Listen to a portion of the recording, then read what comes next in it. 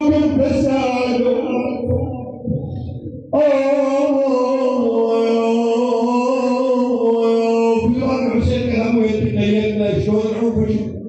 اذا استمر الامر بالعراق ادرك اخوك الاكبر عمك العباس ارتاحت عليه. قالت توكل على الله وراشد النية، بس خلي على بالك عندك بنية والقضيت عمرك عينك علي علينا وتنتظر منك بعد شيء.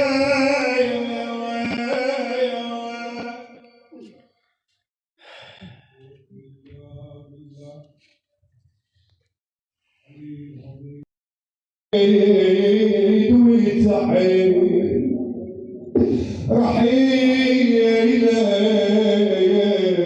ويصعب على المهيج علينا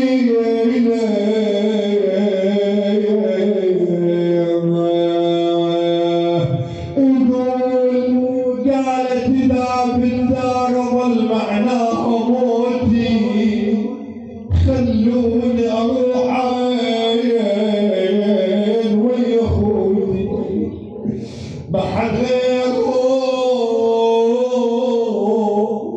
يحمل بلوتي